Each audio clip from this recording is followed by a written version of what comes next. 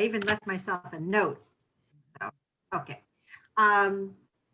You know, as information comes to us, we try to figure out what to do. As plans are made and then kicked down the road, we try to figure out what to do. So I feel like there is an actual date ahead of us. So all of these theoretical things that have been in our heads and we just kind of thought, all right, that will happen another time. You know, the time is upcoming. So what I did today for today was I put together some slides from the Board of Ed meeting. And I know, you know, the slide presentation and the recording, they're always available, you know, on the MCPS webpage for the Board of Ed. They're not very exciting to watch live and they're less exciting to watch recorded, but you know, they are available should anybody want to get up close and personal. But what I want to do is go through the most salient information in terms of dates and populations and general plans. Then I collected some questions that people were sending, and I have that on the last slide. I want to try to start going through those. And then I've also set up a Google Doc that you can just put your questions in, because I think, you know, and I'll speak for myself, you know, to get questions from everybody, you know, I want to be responsive. And I think if we put them all in one document, you can see what other people asked.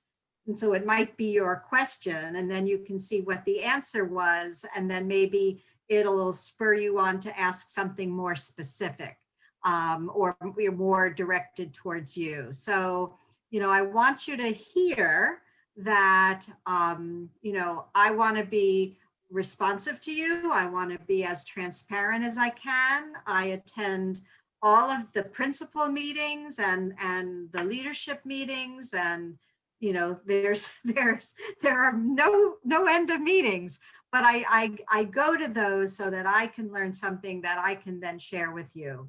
Do I have all of the answers? Absolutely not. But will I seek answers for you? Absolutely. So, you know, we won't answer everything today, but day by day, we will be more informed, and I hope we feel more confident and more empowered to go back. And I will say, just for your own frame of mind, that what it looks like on March 15th or March 1st will not be what it looks like March 20th. And probably not April 6th, because as kids come back, you know, that's when the rubber hits the road. That's when you start to see, oh, this is going to work great. Oh, this might not work as well. So, you know, I feel like if we can just allow ourselves to put the best plan together to start, knowing that we're all going to evolve. And, you know, I think we have to, some people don't like to live with ambiguity. So I try to frame it more in terms of fluidity. And if you look at all of the boxes around you, you know, these are all the people who will be your partners and your teammates. So, you know, I want to be able to be collaborative as well. So given, I'm going to share my screen. Susan, is the Google Doc that you are developed, is that, has that been sent? Or can we I have put a link in the end of my presentation. And so you will be able to look at it there, and we'll be able to also, I will send the link out. Okay. So let me go ahead and get started. Okay, slide. Where's my presentation? Okay, so I think we can see this, right? Okay, so I'm going to just go through the slides. If you have questions right now as I'm talking, if you could put them in the chat. And Liz, if you could help monitor the chat, that would be great. Okay, so when last seen, somewhere back in the fall or November or December, there was an original phase 1 return. And this is including the most intensive special education programs. The autism program K-12. Now that's not the Asperger's program. It's not the autism resources program.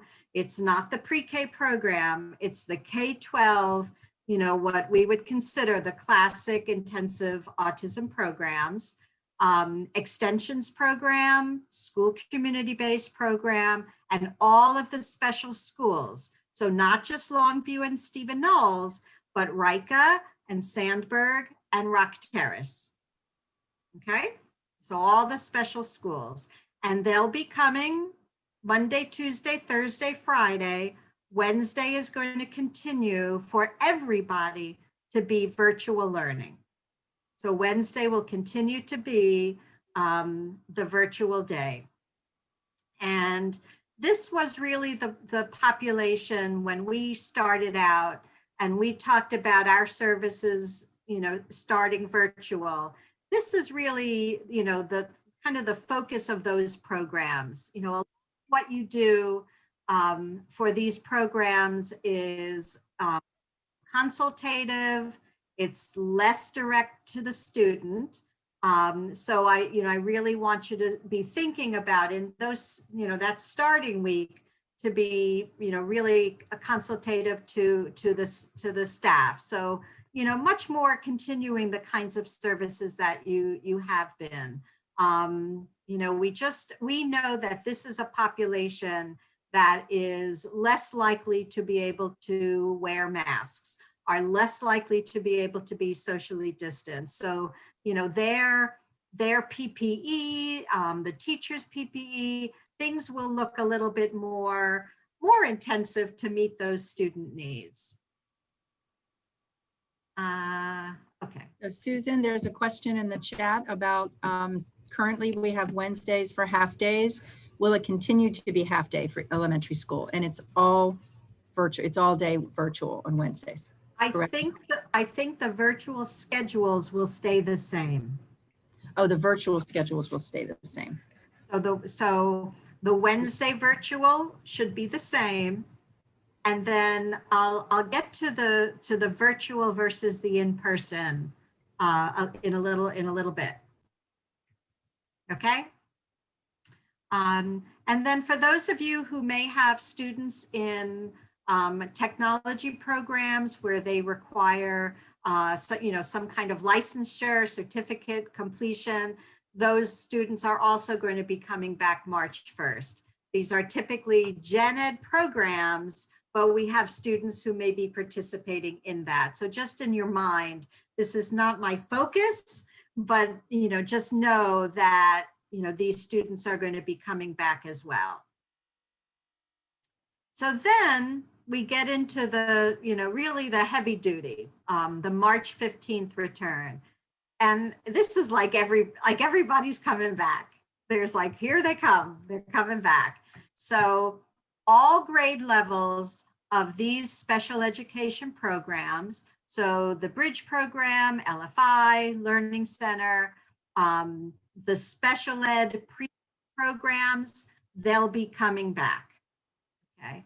Then there are other programs that all the K-5 kids will come back, and then the 6th and 12th graders will come back.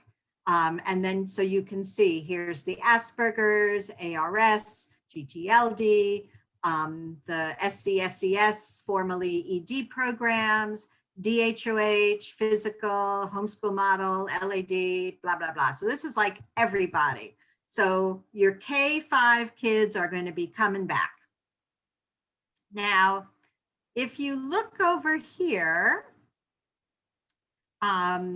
Students are going to be coming back 4 days a week, every week, Monday, Tuesday, Thursday, Friday. Again, Wednesdays will be virtual for all students.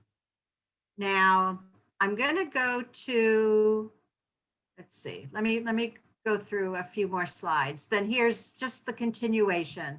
Here's phase 1.2. That's going to be a little bit later. They say by April 6th, which is about 2 weeks later, and it's right after spring break. And so these are just the rest of the secondary kids coming back. So here you can see the dates. This group 1.1, as I talked about, the discrete programs, the other technology programs, METs, I don't even remember what this means, alternative programs, and Gen Ed K3. Okay. And then here, Gen Ed 4-5 and general education kindergarten. Okay, so I want you to keep in mind these splits of the Gen Ed kids. There are a couple of different words or terms that they're using. So the phases are the timelines. Who's starting on the 1st? Who's starting on the 15th? Who's starting on April 6th? The rotation is how frequently students are going to be in the buildings. And so I'm going to talk specifically about this rotation of A and B weeks. And then the models or the instructional models or approaches, how the students are going to engage with the teachers when they're in the building. And, I think you've probably been hearing some of those, and I want to speak specifically to those. So for the elementary schools, it had become a little bit complicated. If you just look at this slide quickly, you think, oh my God, I don't know what this means. And when I first heard it, I said, oh my gosh, I don't know what this means. So elementary schools are divided up into 3 categories, and we typically do not think about these at all. Title I schools have the highest percentage of farms, and there are 31 schools in that category. And farms are free and reduced meals. This is a particular, socioeconomic level. Then there are focus schools, which have a significant number of farm students, and it's taken over like a 2-year average. So sometimes a school might be a focus school for a few years and then not, if their demographics change. And then the non-focus schools are the schools with the lowest farms rates. So if you look at this, you see, okay, so let me move my thing here. Okay, so in the Title I schools, grades K through 3 are going to come every week, and grades 4 and 5 will come every week. And they're Gen Ed pre-K, like Head Start. So Title I schools, all their kids are coming every week, 4 days a week. In the focus schools, K3 will come every week, but grades 4 and 5 are going to rotate. One group will come one week and another group will come the next week. Okay? And then the non-focus schools, the K through 2 will come every week. The grade 3 will rotate A and B weeks, and the 4th and 5th grade will rotate A and B weeks. So it's going to be important for you to check in with your schools for your kids who are coming in person to see how they're being grouped. Now, let me see if I can, so, I'm just looking for something here. Anyway, so if I can back up a minute, for our special education students who are in, let's see, who are in these programs, they may be able to come every week. Okay. So for example, in deaf and hard of hearing, I'll use that as an example for me. 4th and 5th graders at Rock Creek Valley are going to come A weeks and B weeks, but the DHOH students in 4th and 5th grade are going to come every week. And it's going to be the same considered for all of these programs. If a parent said to the principal, I don't want to come on a week where their peers aren't there, I want to be in the same rotation, then they can do that. Okay, so part of what I think you're going to need to do is have conversations with your case managers for your kids who are coming back. So you will know who's going to come every week and who may be not coming every week. And my guess is, I don't even want to guess. You know, for some of your vision itinerants, if they're not in any other special program, they're going to come on a rotation. But I think it's important that you check for your kids coming back where, you know, how they're being programmed for in their schools. So at least you know, who's coming when, and you can make any adjustments that might be necessary. Hopefully not that necessary. But I really wanted you to hear that this is what's going out to the schools. And, the sooner we kind of think about that, the better. Okay, Susan? Yeah. A question about Yeah. automotive program. One of the teachers' kiddos is in the automotive program. Does that mean that he'll just go to Edison for the automotive class and then remain virtual until high school opens back up? So he's only in that one pod, or I think. I'm looking at this model here, and looks like, let's say Edison. So the Edison morning kids will be on an A day, however they're going to end up doing that, whether they're alternating A, B, A, B. Then the afternoons will be a B day. The virtual classes with homeschool on alternating days. So it looks like, if I infer that the morning Edison students will go to Edison on an A day and then do virtual with their homeschool on a B day. This is what that looks like to me, but we can certainly investigate. So and Susie also asked about the type of school, what type of schools could she, find out? And I think that that's already been answered. And then Abir asked whether or not parents can change their mind. If they say no on the survey, can they change their mind? Can you talk about that drop dead date and Yes, look, I'm going to talk about that here, and remind me to go back to the models. Okay. So I'll talk about the parents requesting changes. So for the kids who are coming back on March 1st, this is what the plan of communication is. They're currently beginning to share the initial planning ideas from the school to the families, from the 16th to the 19th, which is next week. Schools will let families know about, what's happening virtually, what's happening in person, what the schedules look like.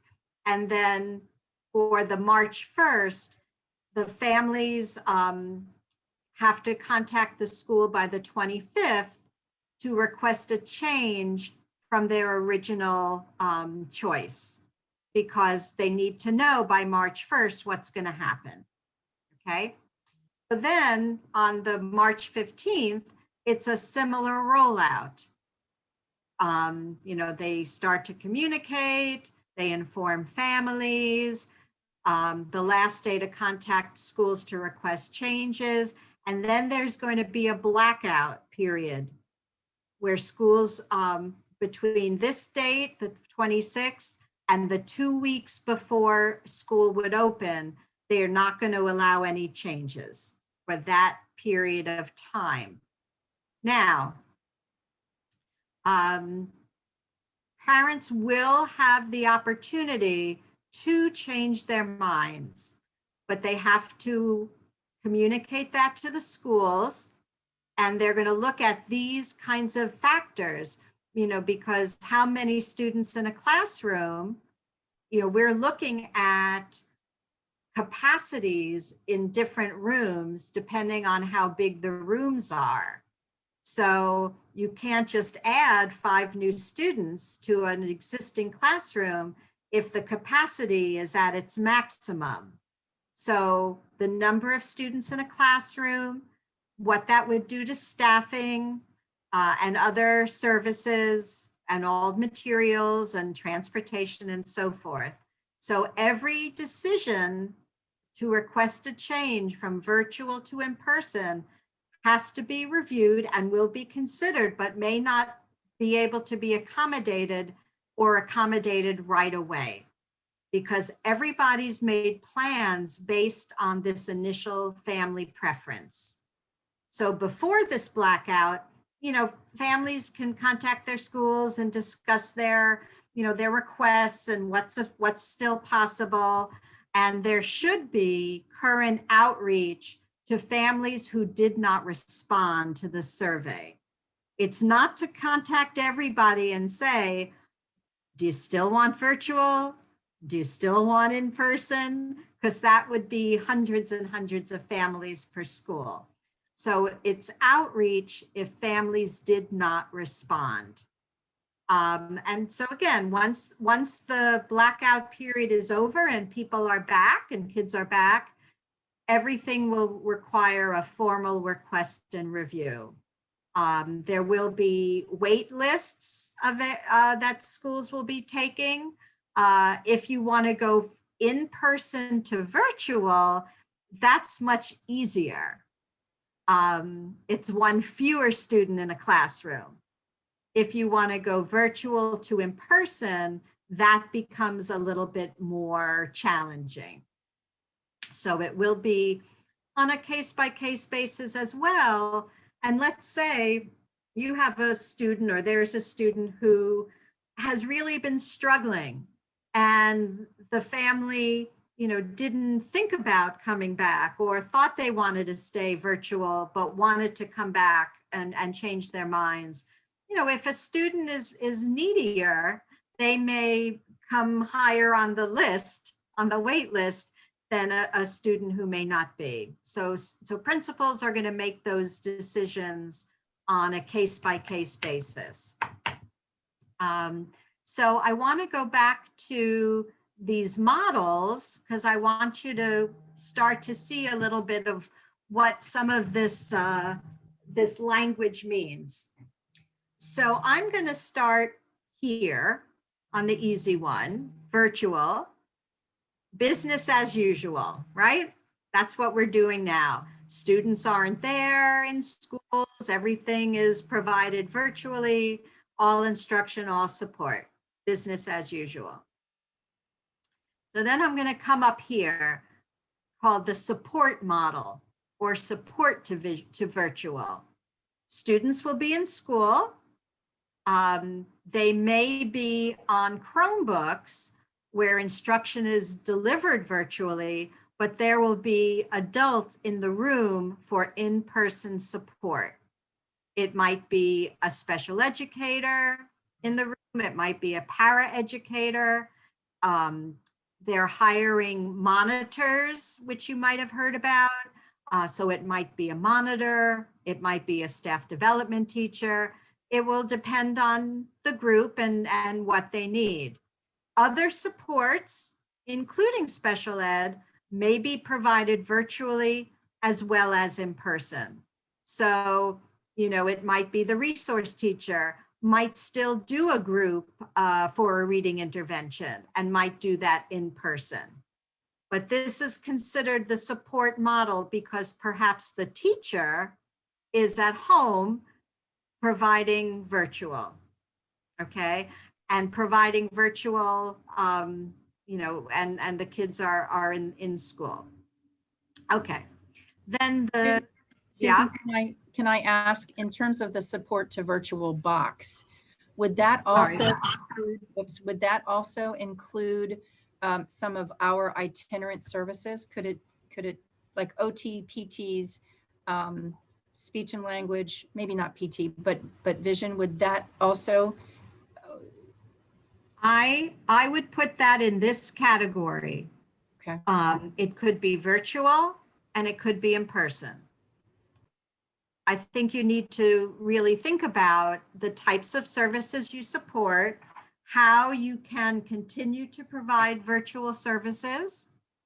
And then if there are times you need to go in and see the student in person, or if you have a Braille student coming back and you're going to be with that student a period of time, that could be support to virtual if the student is getting primarily, the rest of their instruction virtually.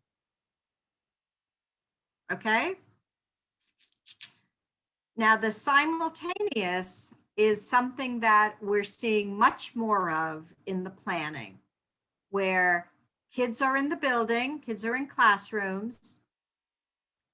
The teacher would be in the classroom delivering instruction both in person to the students who are in their classrooms, as well as virtual for the students who are home.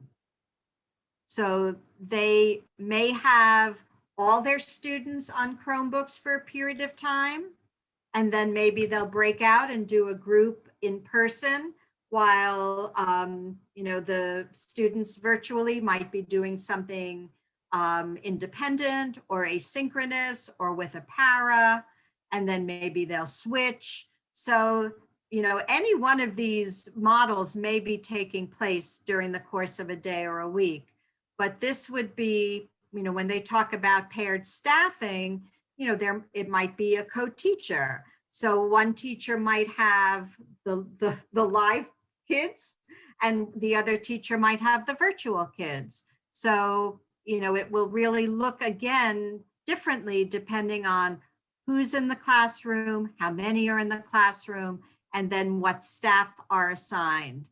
And then again, like the support here, special ed services may be provided virtually as well as in person.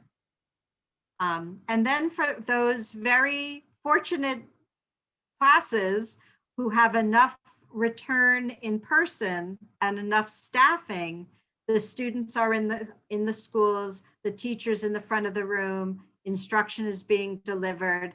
Again, special ed services can be provided virtually or in person, and it's a much more familiar feeling, although familiar like a year ago. We've got kids who've never been in buildings before, our youngest kids. So these are the models that you'll hear teachers talking about. But I think there's, just like in a classroom, a teacher does not stand in front of the classroom and deliver instruction to full group all day, every day. So you'll see elements of some of these happening in classrooms throughout the course of the day. So let's see. All right. Oh, so they're looking at preparation for the March 1st. They're looking at February 22nd, 3rd, and 4th. And they're looking at getting, good luck, sub coverage, so that students can continue their regular virtual schedule and staff can have the training. They are looking at the possibility of having a stipend if staff can do it after school or even on weekends. The March 15th launch, they're looking at these 3 days. And March 8th would be a professional day. No school for students on that day. And that will be a focus of the professional development and prep day. And then the 9th and 10th, it will be asynchronous for students so that teachers can be available.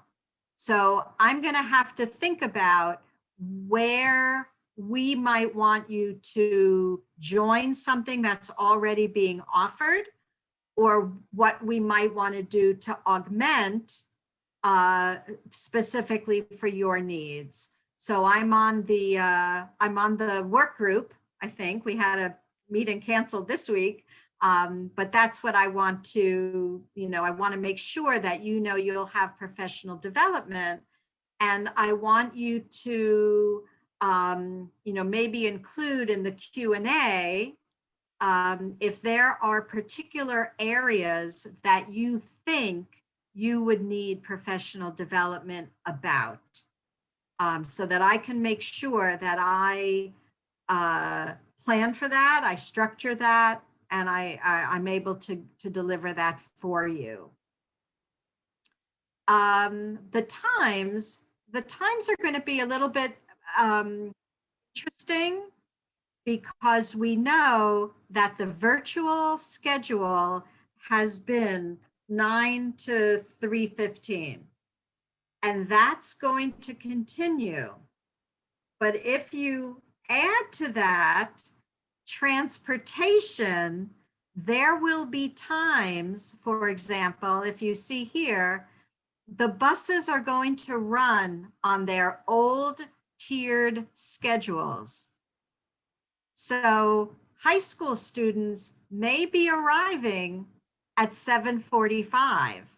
So there will be time between 7:45 and 9 o'clock for support periods for high school students, or for middle school between 8:15 and 9. So that might be something that you think about for you early risers. If that might be a period of time that you take advantage of, which is outside of the formal instructional day. The elementary schools, the tier 1 schools are 9 to 3:25, and the tier 2 are 9:25 to 3:50. And so, there will be a time here where your virtual kids will come at 9, but the transportation for the rest will come at 9:25. So again, that's kind of a little window that, teachers might be using for, whether it's some kind of activity or some morning meeting or, some independent work, but that could be something that you look at for yourself. Okay, so that's my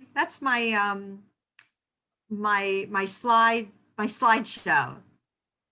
So what I did was I put together questions that people were asking, and I thought I would start there. So what PPE will we get? So for you guys, we requested what we call full PPE kits, and it will include gowns and gloves and masks and shields and goggles.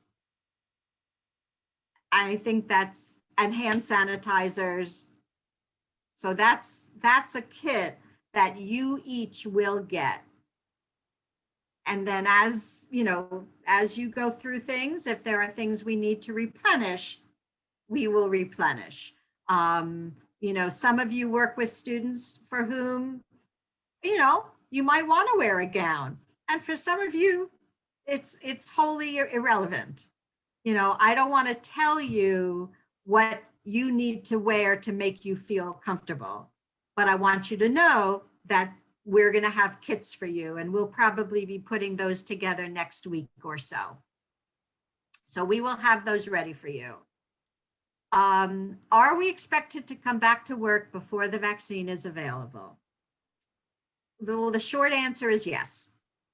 When we were back in the fall, in November and December, and we're coming back January 12th, we had no vaccines and we were going to come back. They're taking the precautions of PPE and distancing and hand washing. We know that the vaccine rollout the availability is not what we had hoped. And we know that it's rolling slowly. And we know that people are going elsewhere to try and get vaccines outside of Montgomery County, whether it's, through Six Flags, through the Baltimore Convention Center. I mean, people are going. They're opening up CVS and Walgreens. There aren't a lot of appointments because there aren't a lot of vaccines yet. So we're hoping in the next couple of weeks that will start to be better. The Board of Ed wrote to the governor. There was a letter today in email saying, you want us to come on and help us out here. So, we're optimistic, but it's not a prerequisite. I know that the unions are working on that, and that's out of my control. But I want you to be aware of what the stance is, what the county stance is. Some of you requested ADA accommodations. Some, generally some were approved. Some people did not qualify. So, we want to work with you to be able to serve the kids you need to serve in the best way that we can do that. So what if I want to continue to work virtually? And I added, what does working virtually mean? So virtual can mean I'm sitting in a school building and I'm working virtually from my laptop or Chromebook. I don't have a student in front of me, but I'm not at home. So that's what it can look like.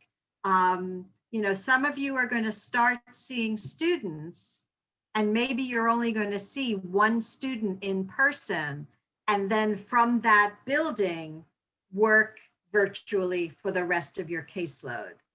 So I think that some people equated working virtually and working from home, but they don't necessarily mean the same thing, okay?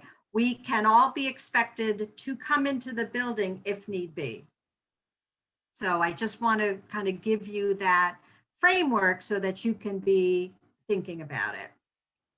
How to continue working with students virtually when they are in person.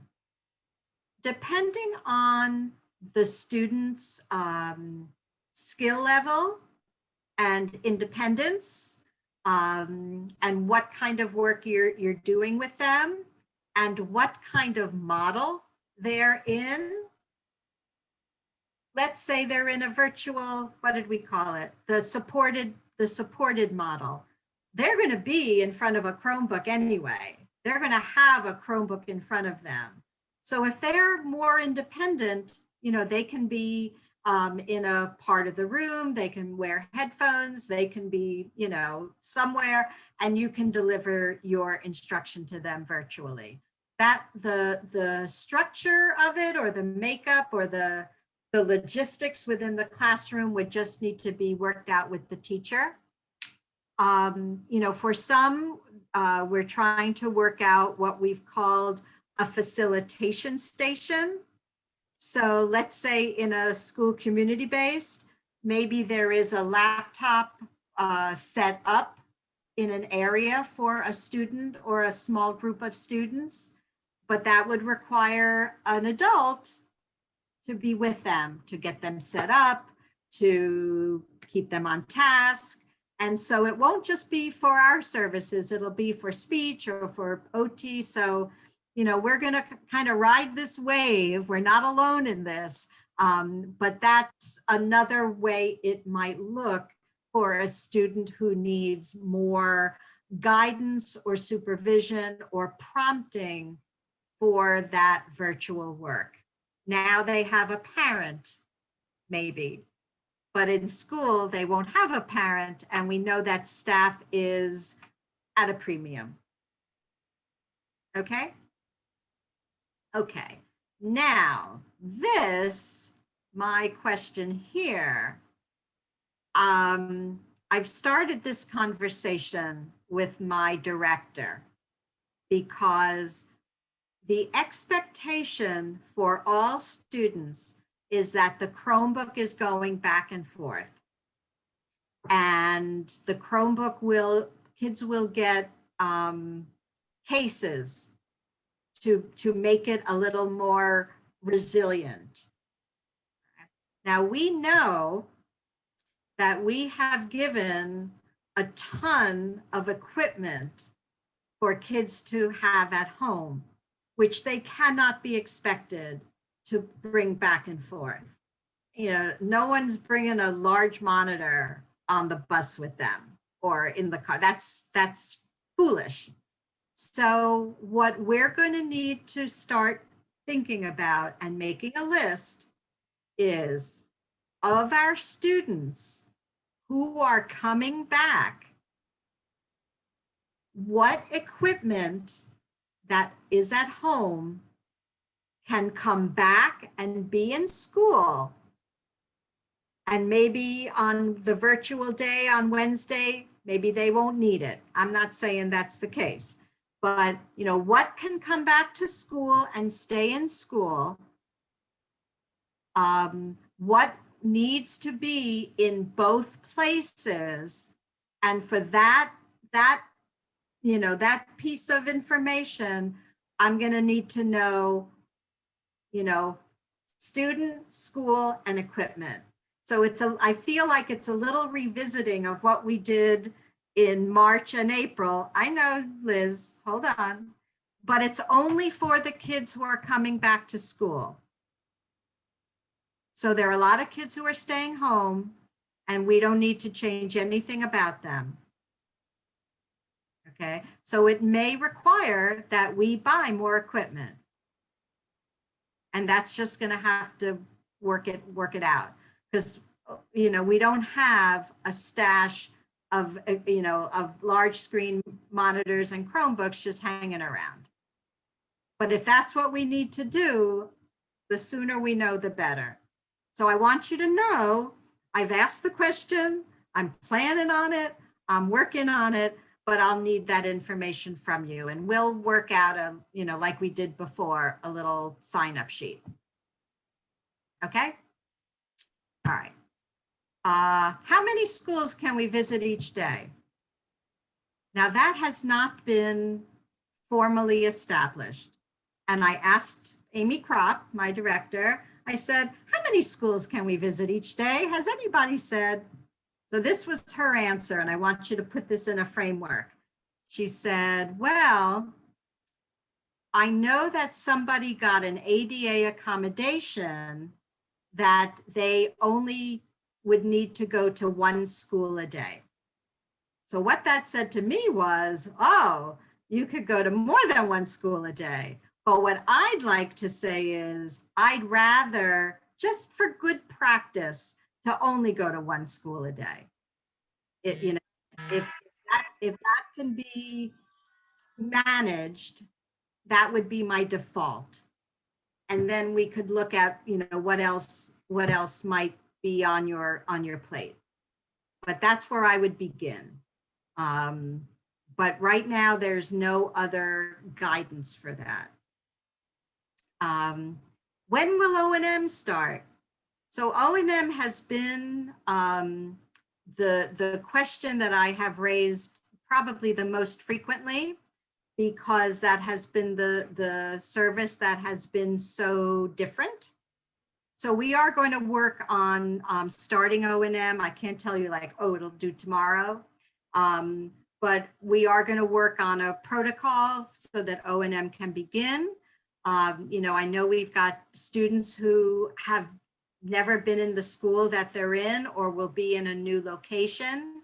So we definitely want to start prioritizing that. But we do want O&M to begin. You know, I think that we know that's important. We thank, you know, all of our O&M specialists for the work that they've done to keep students engaged.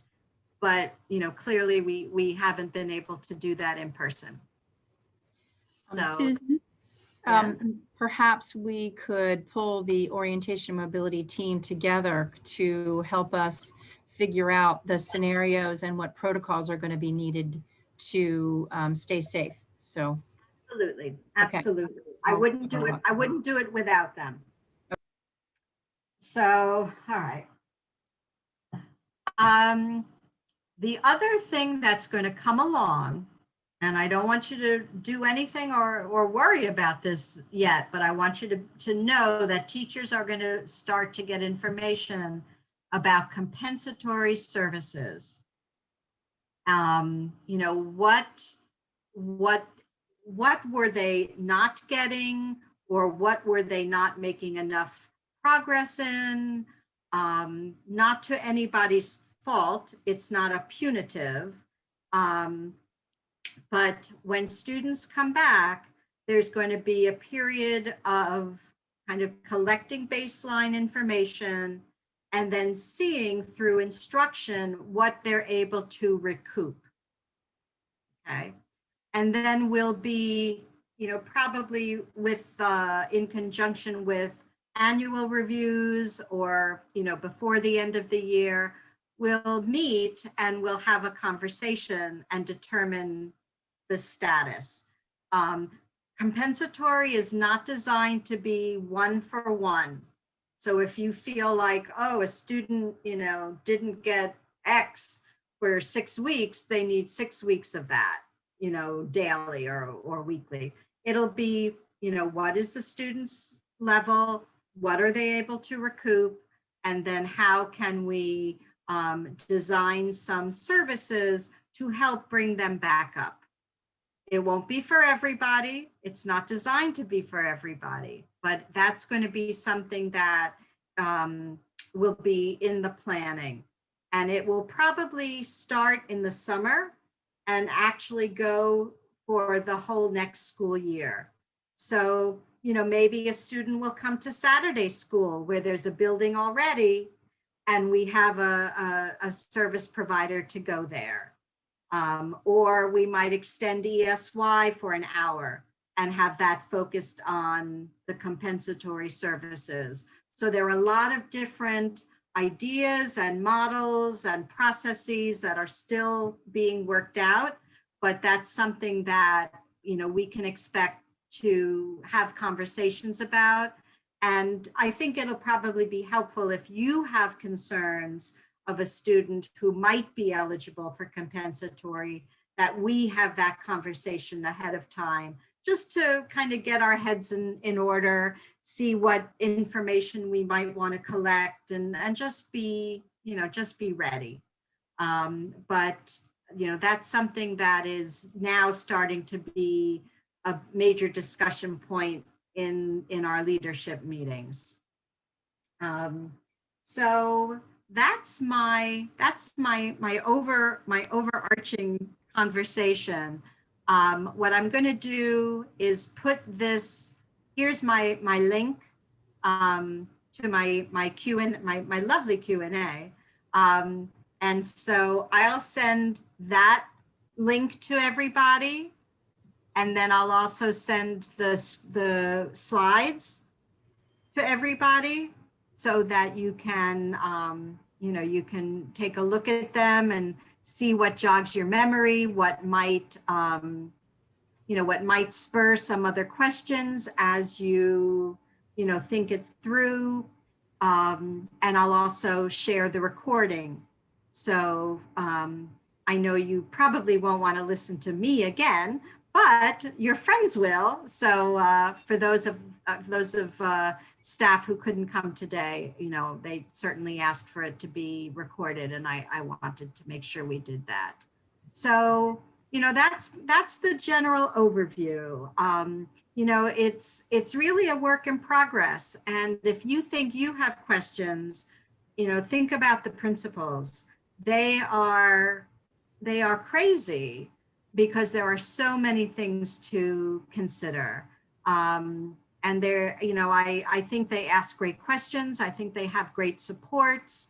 One of the things that I'm looking particularly at more for classroom staff is some of the technology about using simultaneous, a simultaneous approach, whether how you're using document cameras or how you might be using external microphones, just some of those things that I think for staff, the more you know about the technology and feel comfortable with it, the better your instruction will be, because you're not worrying about so many things. And I know that in this group, you all, each of you has a knack or a talent or a specialty, something that you have figured out. And I think just as we go along, sharing that with your peers is just really, really valuable. So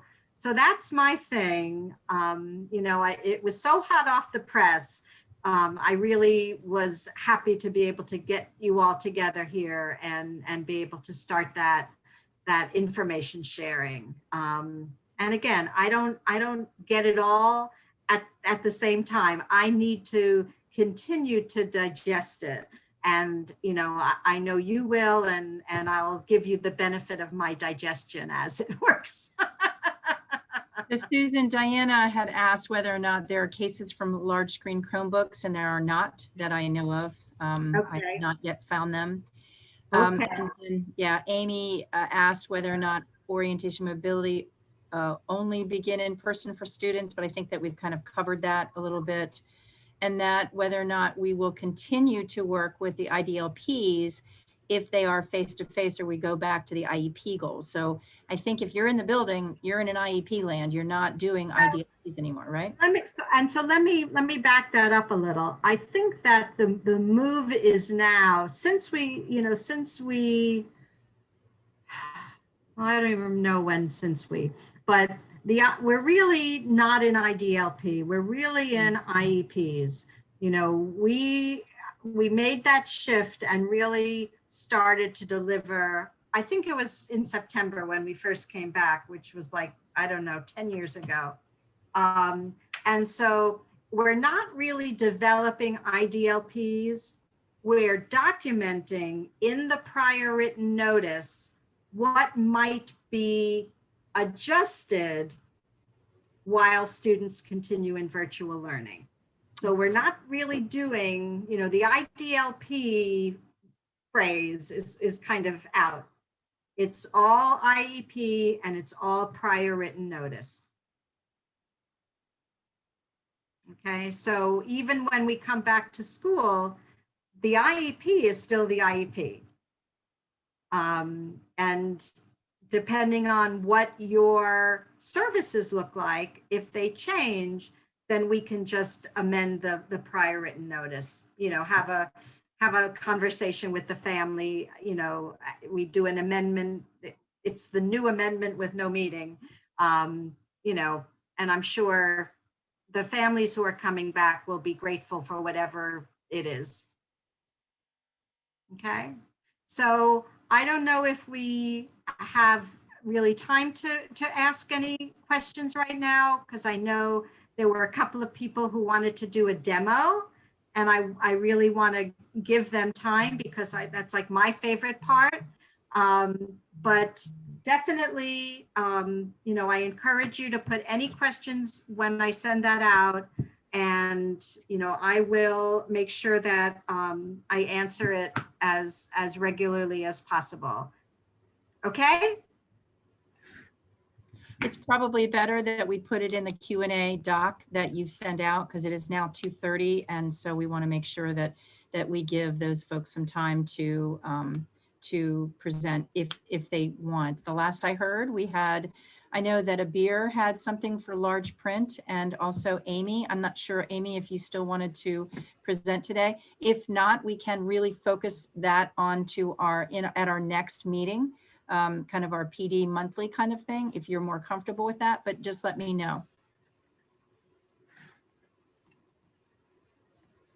Okay. And I put the Q&A form in the chat as well, for those of you who like to get your things right out of the chat. Okay. So Abir, did you want to share? Yeah, I don't think we have enough time, but I can definitely share the 2 links, and then we can talk about it later. So I'm gonna put the link. Okay, I'm gonna put it in the message, and then I'm gonna open it too. So I'm gonna share my screen for a second. Oh, I can't share my screen. So anyway, I took this. Oh, wait, I'll let you share your screen. Okay. So I took this APH webinar on determining appropriate print size for students with low vision. And we all know the chart, the Bailey-Levy chart that has all the notation and all of that stuff. And I've always been lost with that chart. Don't know exactly what to do with it or what passages goes with it. So this lady, I'm sharing my screen right now. So this lady had this presentation about she is the author of the book, one of the co-authors of the book. It's called Decision Making Guide to Print Size Selection. And it has all the charts, how to use them, what goes with them, the passages, the words, and it's a federal quota eligible too. So I know I talked to Liz and she said she can order some for us, or, you know, if everybody wants even a copy, whatever works for you guys. So you can find this book and you look at it more on APH website.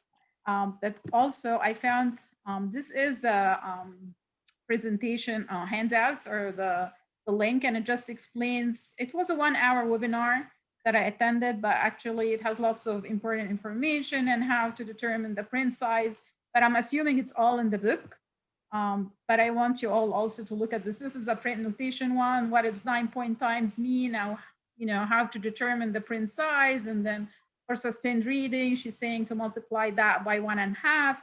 I mean, there are lots of formulas that might be very helpful. And also the nice thing about this is also not only that we decide the print size in books, it also has a part on how to do it to determine the print size for the computer screen as well, and for the CCTVs. And I did not know that even something like that existed. Yeah, I'm trying to get that part, but yeah, see, it has a part about determining screen font size and determining screen font size for CCTVs. So this presentation, I mean, this handout, I cannot like save it. It's not like I cannot do anything with it other than print it. But I know. But actually, I will send you all the link for it. So the link is in the APH Access Academy handout, and they had all the stuff they talked about. And this one, it was on determining appropriate print. If you click on this one, that will open the Microsoft Word document that I was just sharing right now. So I will send you all email with both, with the book and with how to access the handout. And we can all look at it and then decide if we want to spend more time kind of learning more about it. I mean, the webinars was 1 hour, so I kind of like got the rest of it. I'm not sure I can actually like do it. But the nice thing is that like it's different grade levels. So she has some passages for older kids, for pre-readers, for kids on like K-3. So I don't know if they come with the book or we have to order them separate, but at least if we get the book, it will get us started, and we can even, have, I don't know if it's still required to do the flex hours. I think we are this year. So maybe we can like spend times like reading a couple of chapters and we can all share how to do this assessments at one point. It'll be like a little literature circle. That would be fun. Yeah. Okay. Okay. Thank you, Abir. Amy, I know that we've pretty much run out of time. Did you want to? I do want to just tell them really quickly about the one opportunity, because they would have to get in now in order to do it with the class. Although I think they have some self-pacing options, and not everybody's going to be probably interested in it. It's a Project Inspire. Thumbs up if you heard of it. 1, 2, maybe. Okay, so it's through USC Upstate, and I can send you the link. You can actually find it on the Paths to Literacy site too.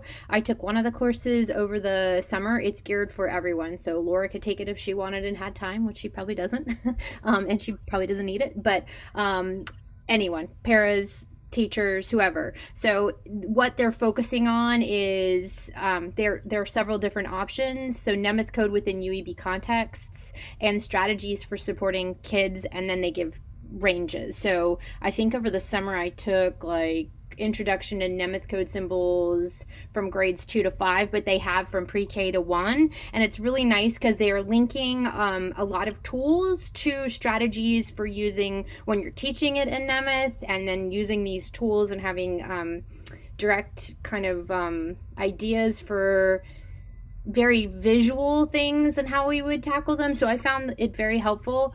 You do have to do assignments, so you work through with the class. You do your assignments, you do interlining, things like that. It's meant to do like 1 per week, and they didn't take that long, maybe like an hour and a half, depending on the unit. But anyway, it's out there, and they're about to get started again for one of their sessions. So if anyone is interested, let me know, and I'll send you more info, and I'd be happy to tell you more about it. I found it really, really good. Did you send us all the link? Yes. Okay, thank you. I'll put Would that. you want me to put it in the chat, or would you like me to send it in an email? Send it in an email. That would be great. Okay. Okay. Susan, one last technical thing. I want to make sure that this recording is going to be offered longer than 24 hours, or I will upload it. I will save it and upload it so it doesn't. Okay. One more thing, they also decided they could offer ACVREP credits for people who are O&M certified too. So it's 12 credit hours to take the course, and that's a lot for free credit. It's free. So sorry, mention that. Incentives. Okay, that's the best part. And then the one last thing I want to say is, I hope people are going back to their training institutions and their friends. Bring recruits, bring them. We're looking, bring them. We will entertain all opportunities. So help it out. I had an idea that I would talk to you about on the side. Okay. If you're interested. Okay, I love a side conversation. Okay, all right. Well, I don't want to keep you any longer. I think we got through a lot. And I thought the link had open to all, but I'll make sure I send it out in an email. A couple of people tried and it wasn't, so I'll double check that. And then have a great weekend. Take Monday off. Enjoy. Get a new shovel. Get an extra loaf of bread.